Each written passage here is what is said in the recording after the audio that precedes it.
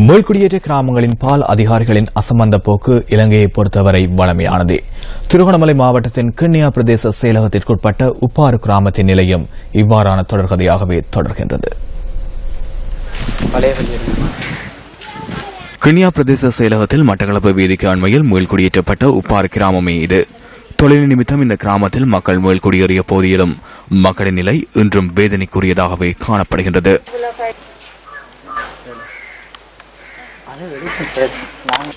உப்பாறு மீள்குடியேற்ற கிராமத்தில் சுமார் 370க்கும் மேற்பட்ட குடும்பங்கள் வாழ்ந்து வருகின்ற போதிலும் அவர்களுக்கான அடிப்படை வாழ்வாதார தேவைகள் கூட மறுக்கப்படுகின்றமை வேதனைக்குரியதே. விவசாயம், கால்நடை வளர்ப்பு மற்றும் மீன்பிடியை ஜீவனோபாயமாக கொண்ட உப்பாறு கிராம மக்கள் அடிப்படை வசதிகள் ஏதுமின்றி இன்னல்களையே எதிர்நோக்கி வருகின்றனர். உப்பாறு கிராமத்தில் மீள்குடியேறி 10 வருடங்கள் கடந்துள்ள போதிலும் எந்தவித அடிப்படை வசதிகளும் பூர்த்தி செய்யப்படாத நிலையில் தமது வாழ்வினை மக்கள் கொண்டு செல்கின்றனர். 90ஆம் ஆண்டு உப்பாறு பகுதியிலே இருந்து நாங்கள் அகதியாக்கப்பட்டு திரும்பவும் இந்த பகுதிகளுக்கு தானாகவே வந்து எங்களுடைய சுய விருப்பத்தோடு இந்த எங்களுடைய இடங்களை நாங்கள் கைப்பற்ற வேண்டும் என்ற எண்ணத்தோடு நாங்கள் மீண்டும் இங்கே வந்திருக்கின்றோம். அதே போன்றுதான் எல்லாரும் காணிகளும் இன்னும் அது பங்கிடப்படாமல் எத்தனை ஆக்கள் நம்ம அகதியா வாழ்ந்து கொண்டிருக்கிறார்கள். இல்ல எங்களோட கொட்டில எல்லாம் ஒழுகுது. நாங்க மாலில இருக்கோம். மழை வந்தா தண்ணி அவ்வளவு கீழே வாளுக்கெல்லாம் வருது. வந்து படுக்க விடுவதில்லை. இரவு பகலா நாங்க முழிச்சிட்டு தான் இருக்கோம்.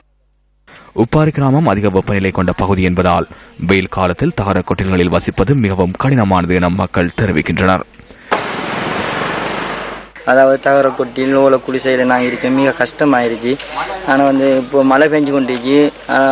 இந்த வெள்ளம் பறவை கொண்டு போனால் எங்களுக்கு போக்குவரத்து அதெல்லாம் ஒன்றும் செய்ய இயலாது. நாங்கள் வள்ளத்தில் தான் நாங்கள் அக்கறைப்பட்டு போகணும் கிணியாக்கு. அதனால எங்களுக்கு இந்த வீதி வசதிகளும் இல்லாமல் இருக்குது. இதையும் செஞ்சு தந்து எங்களுக்கு இந்த அதாவது யானை தொல்லைகளால் இந்த ஓலை குடிசையில் இந்த தகர கொட்டிலாம் எங்களுக்கு இருச்ச இயலாது.